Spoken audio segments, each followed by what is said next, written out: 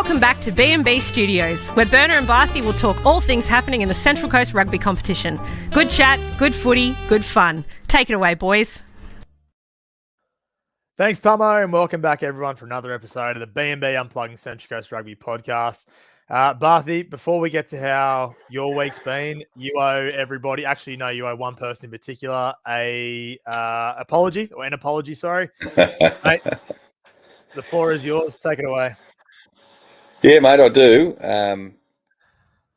Such as the journalistic genius of the podcast, didn't really do as much reading as I should have when I was going through the social notes that came through. And Jordan, who got in contact with us last week about how good the Lakes are going, I immediately pictured the second rower, but it was actually Jordan Bissicker, the coach, who was getting in contact with us, and he informed me that he doesn't play in the ladies team, but he appreciated it anyway. And the second rower that I was picturing in my head just happens to be Jordan's partner, I believe. Well, I might have got that wrong too. Who knows? You probably did. Anyway, bit of fun. Should have Jordan. Should have read the text message or the social media message a bit better than what I did. So anyway, look, if that's the only thing you're going to get me on this year, then I'm doing okay. Mate, my week's fantastic. Great week last week in the Central West with the Artistic Association out there. Went well. Yep. Back in the studios this week. So just getting ready for a big few weeks out and about, spreading the good word of the podcast and the good things that we do. How's your week, pal? Yeah, it was good, mate. Pretty strong. It's definitely starting to get colder. Obviously freezing over the weekend. Probably lucky we didn't have to play rugby on Sunday because it was nippy. But some interesting results in the weekend, mate, which we'll get into, and obviously some good things coming up this weekend. I do want to give a big shout out to everyone who's written in on the socials as well. Just let us know a bit of info about what's happening around the Central Coast. It is greatly appreciated. And a really good one this week was we got a couple of messages in celebrating, I suppose, a lot of acts that'll go unnoticed throughout. So just, giving a shout out to those people. So we really do appreciate that. So thank you for writing in. Let's get into the results that are around, mate. Thanks to Gus and the team at Erina Podiatry.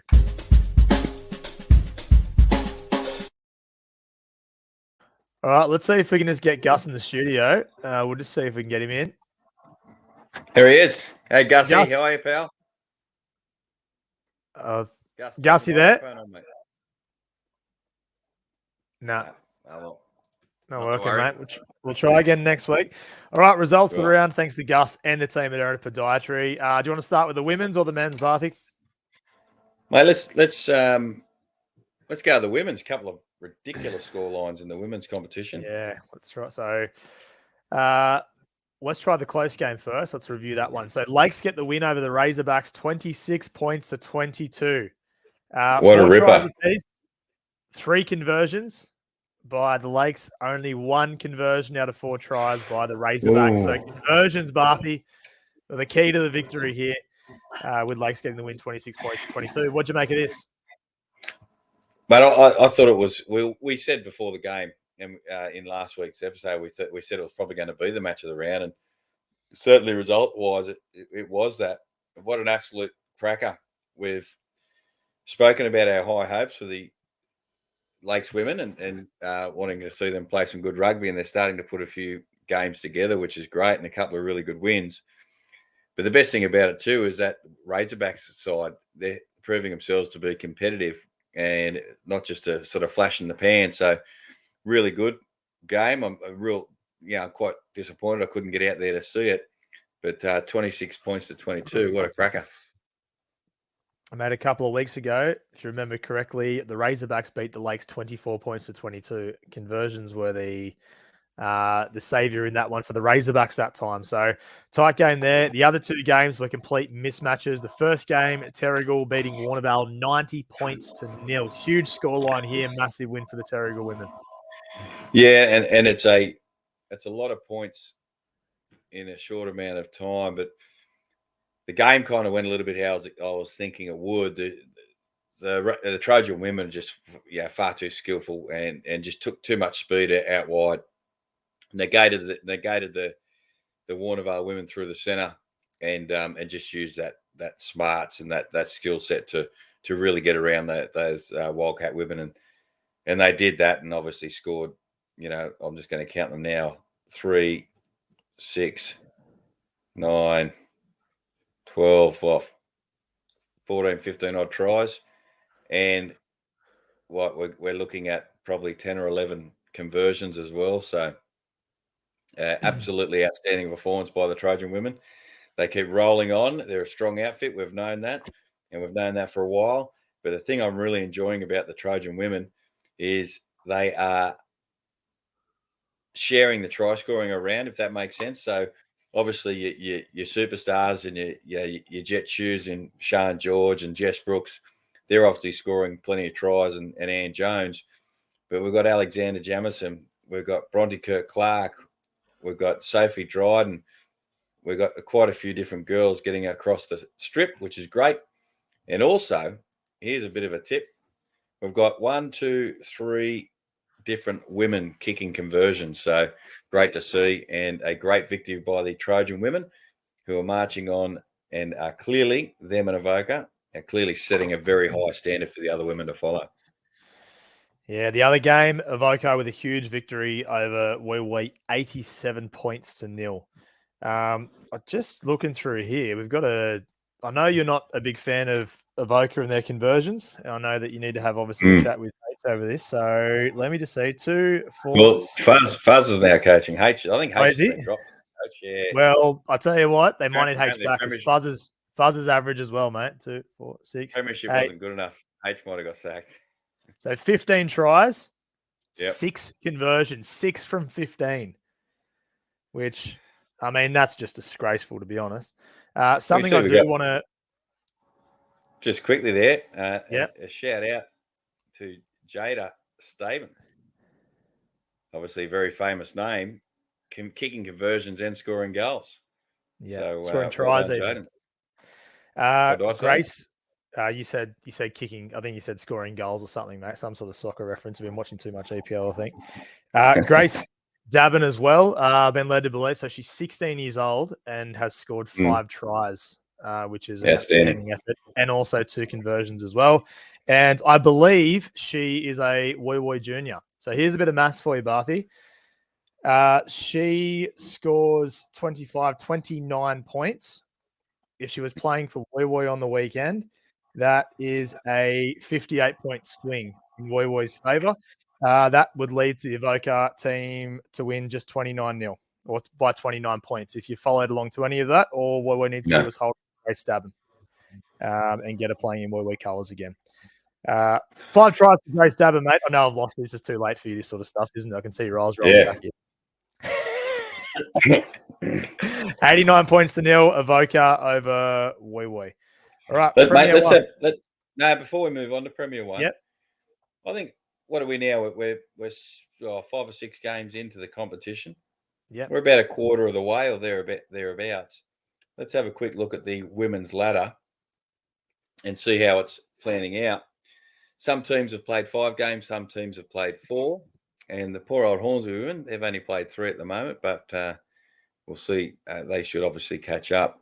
Well, they will catch up. Everyone will play the same amount of games. But after 4 games and round 5, I think we are, the Trojan women leading the competition with 4 wins from 4 games on 20 points. And the Avoca Beach women are just behind them on for and against. They got 4 wins, 4 games, 4 wins and 20 points.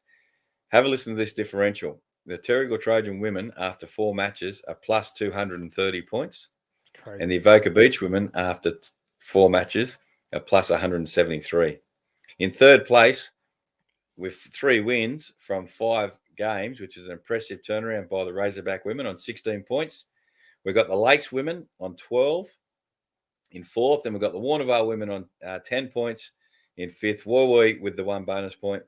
And, mate, I tell you, knock me over. You'd never believe it, but the Hornsby women at this point in time, bottom of the ladder, no wins from 3 matches. It's only temporary, I know, because those Hornsby women are a far too good outfit outfit to be finishing where they are at the moment, but I'm sure they'll be improving. So that's the women's ladder at the moment. We both tipped them to be third spot. They've kind of sat around there the last few years. So very surprising that at the bottom of the ladder currently. Okay, so on to Premier 1. Again, a couple of lopsided score lines. The first one, we'll get through them and then we'll go on to the other games. First one, Avoca beat Wee Wee 101-3. What'd you make of this? Getting your mail on this one? No, mate, none at all. I didn't see that coming at all. Quite surprised by the score line. I know 3 of the Warboy players copped heavy suspensions because from the red cards that they received last week. Deservedly, you just go to the judiciary and you get what you're given in regards to whatever the crime is. So they got a bit of time to serve there, I believe, and that's obviously made a big impact on that Warboy side. And let's be honest, 101 points to 3. There's some worrying signs there for the Warboy side. Yeah, there is that. Yeah. I do know they had a fair chunk of their team out working, actually. They got held back at work. So that a lot of that team that played Premier 1 was actually just backing straight up from second grade.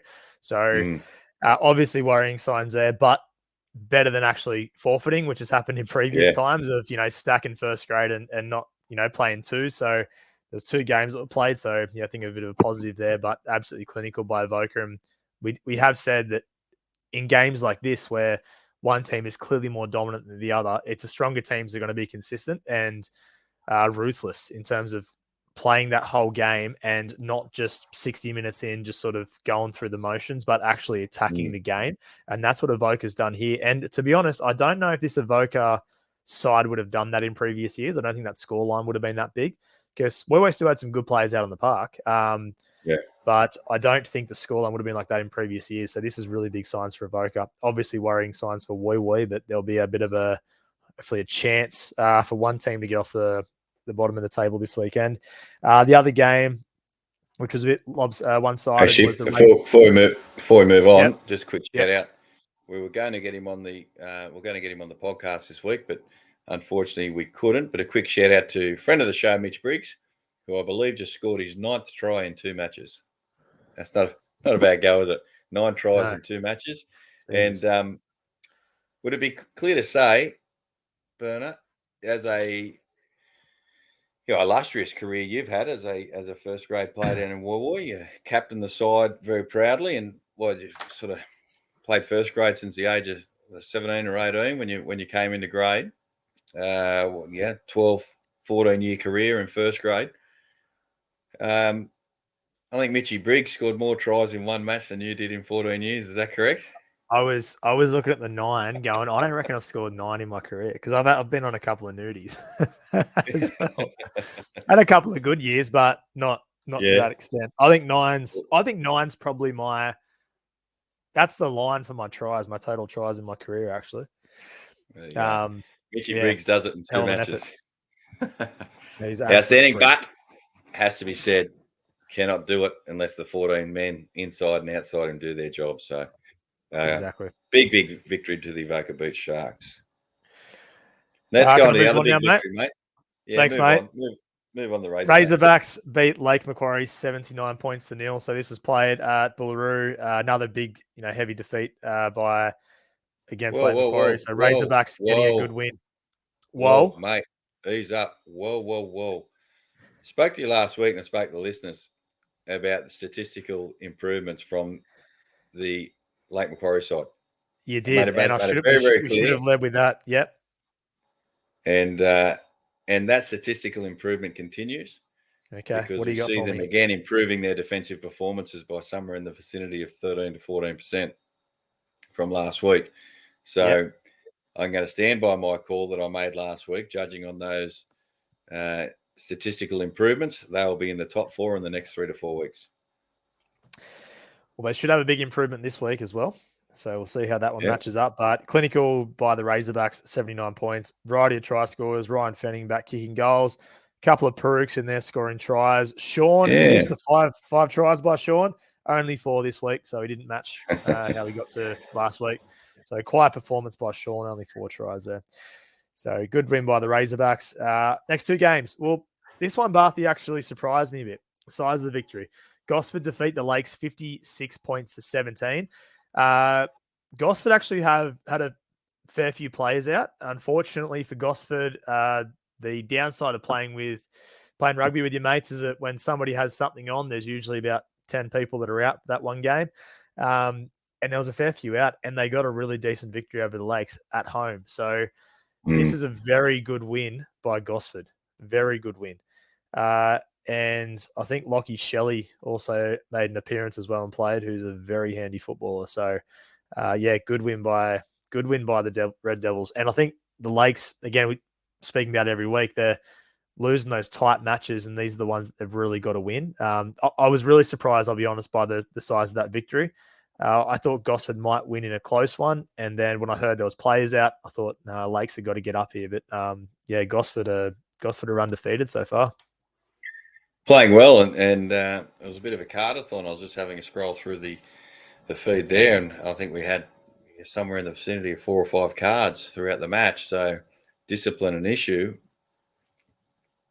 but it would appear that the Red Devils could focus on playing rugby for the longest. I'm with you, pal. 56 to 17 victory. I didn't see coming, but it's another outstanding performance by the Red Devils, who continue to climb and continue to experience an absolutely fantastic, successful start to the season. As you just mentioned, undefeated, and something that I think they should be lauded for because of where they were 2 years ago to where they were last year, and they're building some good things out there. So big congratulations to the Red Devils. Great victory. And the last game of the weekend, mate. Sorry, and I might say it was up there too. Up at the It was very hard to win up at Slade Park. Absolutely it is. And a performance like that away at Lakes' home ground, I think it makes it even the more special. So my Red Devils. Your Red Devils. Battle of the Blue Filth, mate. Terrigal host Warrnambool. From all reports, this was an absolutely cracking match, and the scoreline doesn't reflect how close this game was. Warrnambool just running out of puff in the end, and Terrigal showing their class. So Terrigal take the win, 35 points to 14. Every report that anyone has said on this game has just said it was absolute cracker, and basically went down to the finish, but it was just, as I said, Terrigal just getting away in the end. Yeah, mate, I think the scoreline may have been 7-all draw, very close to it, or thereabouts at half time. But impressively for the Terrigal Trojans was they battled on, and I believe they skipped away towards the end of the match just through superior fitness and game management. But up until that point, I'm led to believe that I think certainly in the first half, Warrnambool spent at least 20 minutes of that first half inside Terrigal's 30 to 40. That was the reports that got back to me, and also just hammered the Terrigal line, and were just unlucky not to score.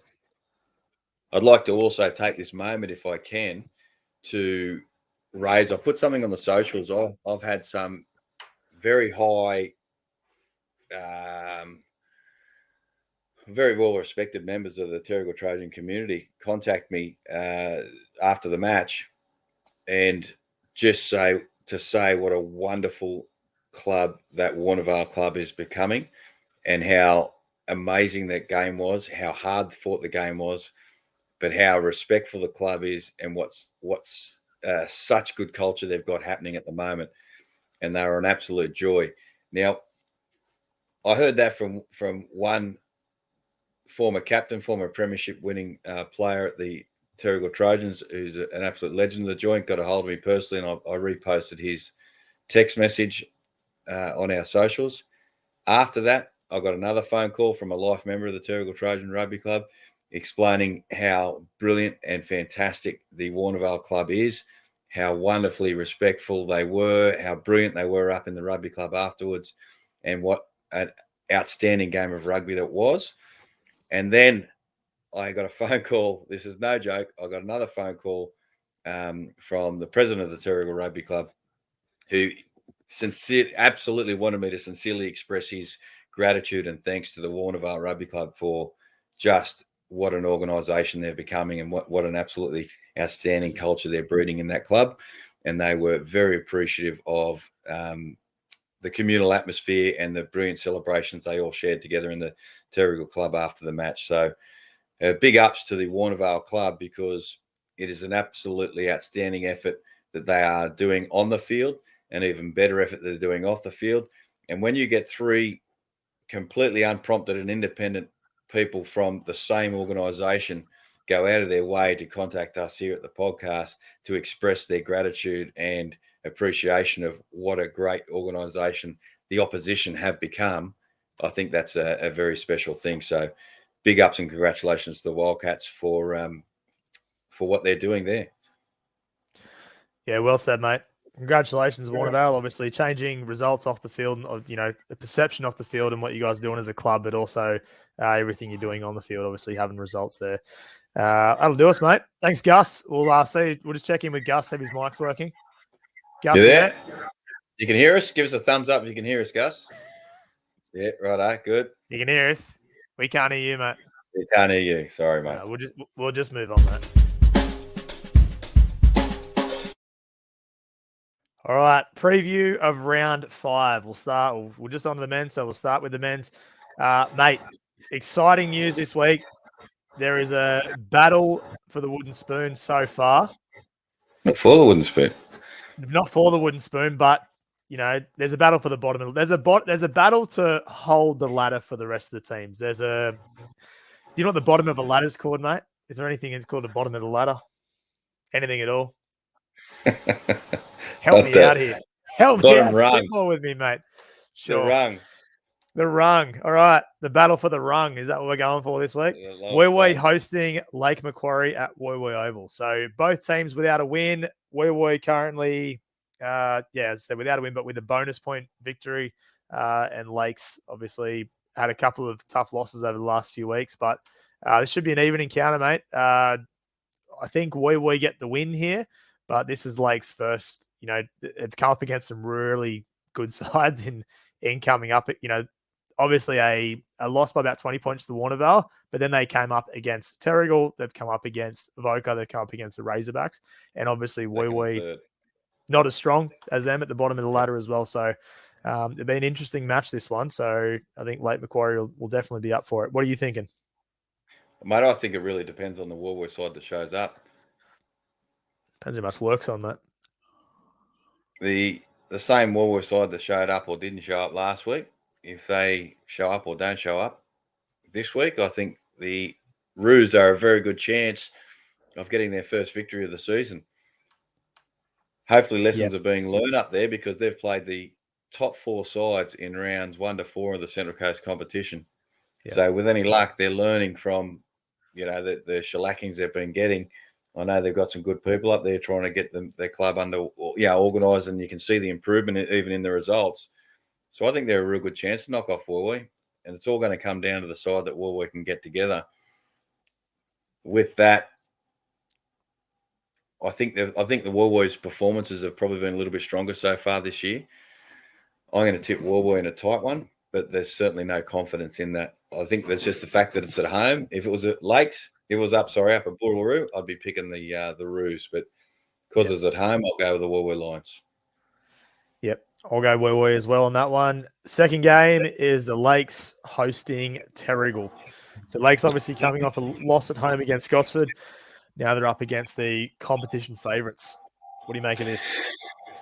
Well, I'm quite concerned for the Lakes after what happened last week. The result was a surprise. There's no doubt about that. But I think they'll be better from that run. Whether they're going to be better enough to beat the Terrigal Trojan side, I don't think that will be the case. I think you're seeing the Trojans now becoming a bit more of a hardened and battled outfit. They've had a couple of big wins, and now they had a really tough win against Warnervale. They've had to manage a couple of games. They were outstanding against the Razorbacks. They managed a very tough and brutal encounter against the Wildcats. And I think they're really starting to find their groove and proving themselves to be a very, very good rugby side, and certainly one of the leaders of the competition. So I'll be backing them to beat the Lakes up there. And it wouldn't surprise me if they would put a few points on them too.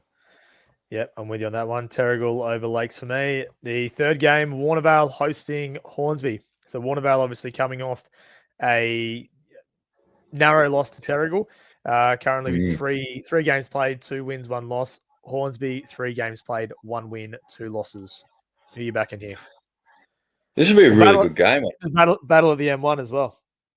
The M1 battle. This will be a good battle. I think Hornsby put in a good performance 2 weeks ago to knock off the Lakes, get their season underway. And obviously we've waxed lyrical about how impressive Warnervale were last week, and I think you've seen some pretty good performances by them. So I'll be back in Warnervale to bounce back after that loss to Terrigal. Being at home, chance to lick their wounds. I think they will do a job on the Hornsby side. So the Wildcats, my Wildcats to win.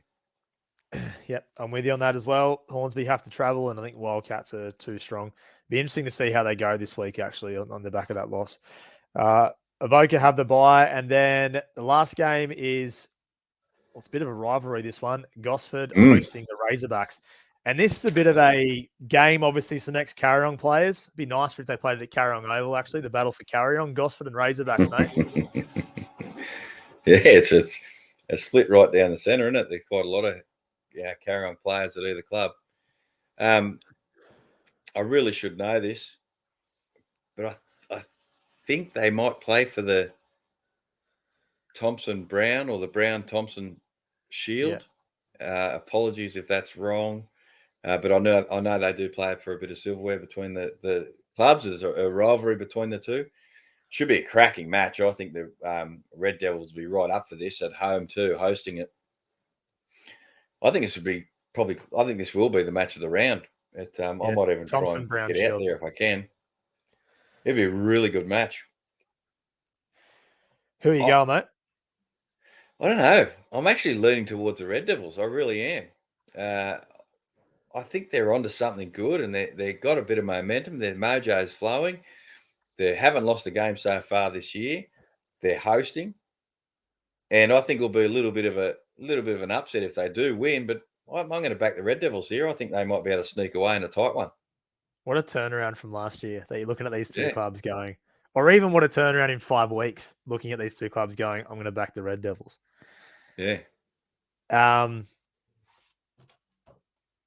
think the Red Devils are kind of the feel-good story. I think the heart wants to go with the Red Devils on this if you want to see it. But I'm going to go Razorbacks on this one, mate. I reckon they've still got a little bit too much on the Red Devils. But obviously we'll see how they match up this weekend. So again, the games for Premier 1, Woy host Lake Macquarie, Lakes host Terrigal, Warnervale host Hornsby, and Gosford host the Razorbacks. On to the women's.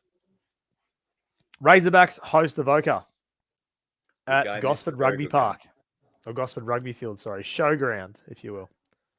Yeah, it's a real test for the Razorback women. And it'll be their biggest test of the year. There's no doubt about that. They didn't come up against that Terrigal side. This Avoca team, they're current premiership winners. They're undefeated so far. And they've been the benchmark, certainly when it comes to, the back end of the season. I think it's going to be too far for the Razorback women this early. I think the Avoca Beach women are just singing at the moment, and I think they'll get a victory. I don't think it'll go all their way, but I think they will dominate for the most parts of the match and probably run in a few points. So Avoca Beach for me. Yep, I'm with you on that one. So Avoca to get the win over Razorbacks there for both of us.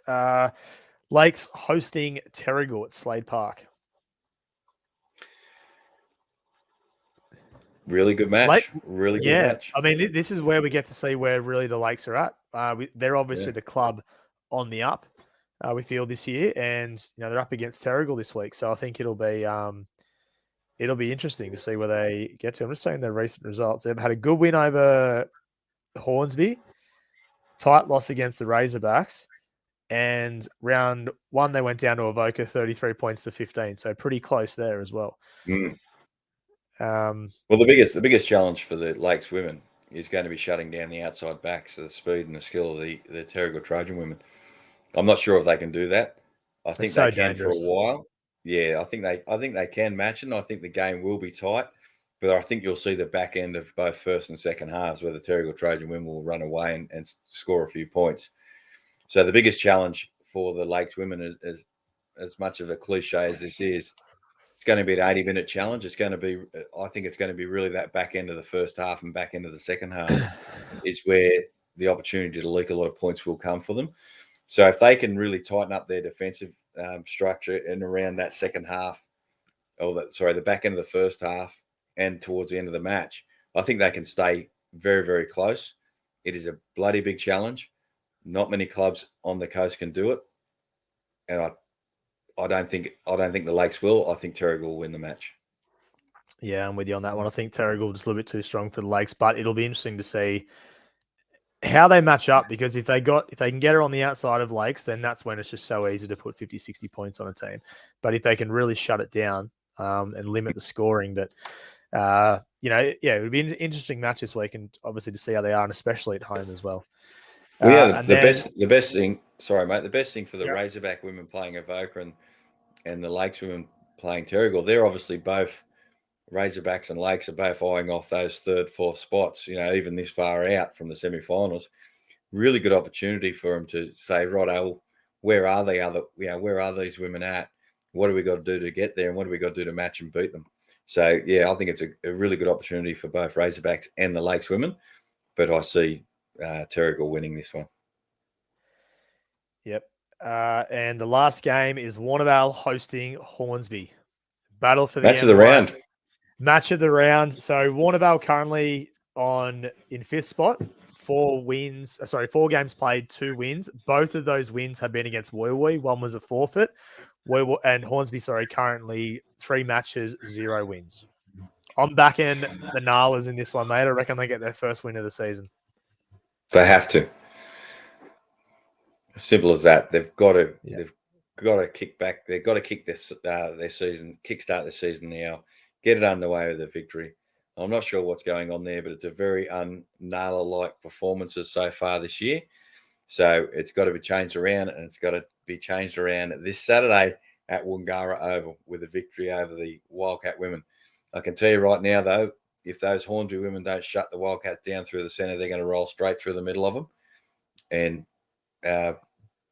win the match.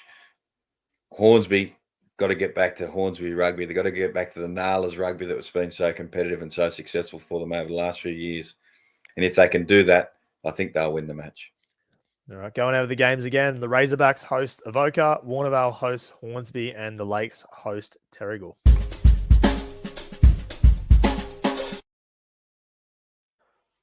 Well, that's the games. Now let's get on to some stuff off the field. First of all, congrats to Lockie. So, young referee who was awarded the finals medal to referees, the CHS referees campaign. So, congratulations to Lockie. It's always awesome to give a shout out to referees and for referees to get acknowledged, because I've said this many a times. I could not imagine anything worse than being a referee, getting out there and just copying shit and everything, and you have a good game and no one really says anything. So I think it's hats off to everyone. I have massive respect for referees that, putting their hand up to do it and doing an awesome job at it, obviously being celebrated as well.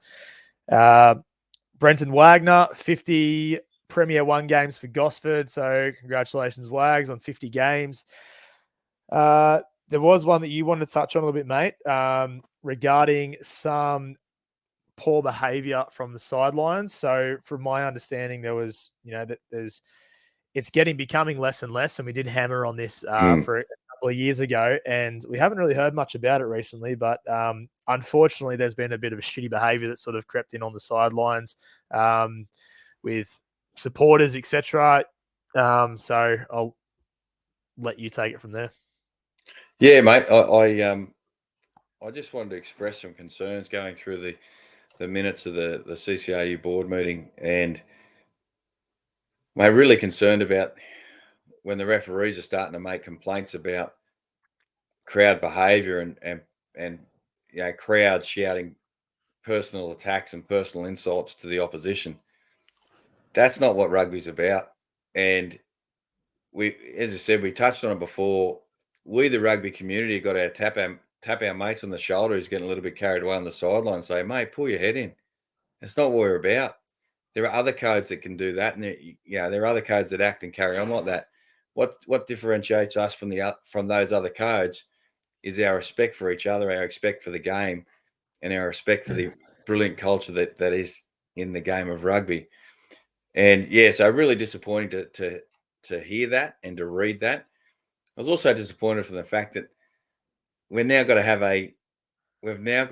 a ground marshal's course.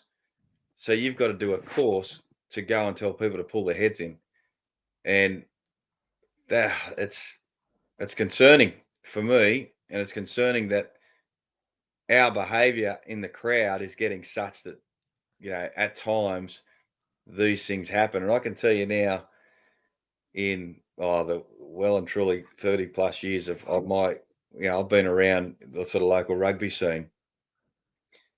I can only think of one or two times where the crowd behaviour's been enough where it gets documented in sort of minutes and those sorts of things.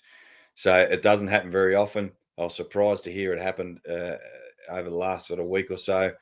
So I'm encouraging everyone who's at the games, if your mate's getting carried away or you can feel you getting carried away, go for a walk, go get a coffee, go get an orange juice, go get a lemonade, go get something from the sausage sandwich. Remove yourself from the situation if you can feel yourself getting a little bit hot under the collar, getting a little bit carried away. But just as importantly, tap your mate in the shoulder and say, "Oi, pull your head in a little bit." So that's my rant. Cheer and carry on and have a great time. But personal insults, come on. But even that impact on the ground marshals having to do courses now, they're all volunteers. So it's people from the club that are like, when you have to put on that, the vest and be a ground marshal, it's like, all right, especially Premier 1, it's obviously you have to tell people to, be quiet and keep people back and everything. But the fact that person has to go to a course to tell people, to tell people to pull their heads in, exactly what you said. It's just frustrating for everyone. That's, what it has to come to now because of poor behavior. But it's poor behavior. It's poor behavior. We, the community, can tighten up and wrap up very quickly, and it's up to us to go, oi, don't, or no, it's not on. We do that. Ground marshal doesn't have to do anything. Exactly. On the back of that, though, you did mention, the things that separate us from other games and the awesome people that we have in there. So we do have 2 stories that we want to share. It kills me to talk about Lee Sullivan in a positive light, mate. So I'll let you talk about Sully and what we got sent about him. Yeah, mate. Look, you wouldn't believe it. I've actually just lost it. I had the it up on my phone, which I will get very shortly. But do you want me to get the other one? I'll just quickly paraphrase. The Central Coast Referees Association got a hold of us and just posted a little bit of a message about Lee Sullivan, who does a lot for the competition. Those of you who know Sully from his playing days, I was lucky enough to play alongside him. He's a life member of the Temple Rugby Club. He was was a former administration of the Central Coast competition. He's done a lot of great things for the sport, and he's a very good human being. Thankfully, he doesn't listen to this program, so he'll never hear about him.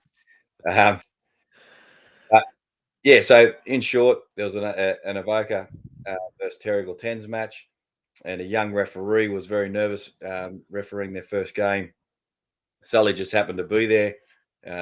He doesn't have any interest in the under 10s, just the game. And he saw the young girl a little bit stressed out, so he's gone and fetched his own whistle and offered this young lady her whistle. So this young referee, I should say, her whistle, so she could referee. And at the end of the match, it was heard saying to her that she did such a great job with the managing the game that to keep the whistle. And it was a very classy act by Sully that was very much appreciated by the Referees Association. So big shout out for Sully. Well done. That is what rugby is about. None of that bullshit from the sideline we spoke about before. Yeah, and that story, the impact that has, the action of doing that, referees obviously cop a bit, as I said before, and that's no secret to anybody, but the actions of Sully means that person goes again and enjoys it that weekend. What things that he said to her, everything that obviously can spearhead them to do anything in the future as well. And that's awesome, rather than just that moment of, I've forgotten my whistle, I don't know what to do. Like, what am I going to do? Am I going to try and, every time there's a penalty, like all those things that you're going through as someone who's young, and for him to step up and do that, obviously, means a lot. So obviously she, massively appreciated it. And that's also something that Sally would just do all the time. There's probably so many times that happens, obviously, and then so many people around our community do things like that all the time, which is awesome. Want to celebrate it. Just before you move on to another very important message, this, we've highlighted Sully's, what he did over the weekend. That's because we can, because we're made aware of it. Now, if you're sitting back and listening to this, sort of going, "Oh, that happens all the time," fantastic. Let us know. We'd love to celebrate the good people in our community, because we know there are so many of them. It's what we're about.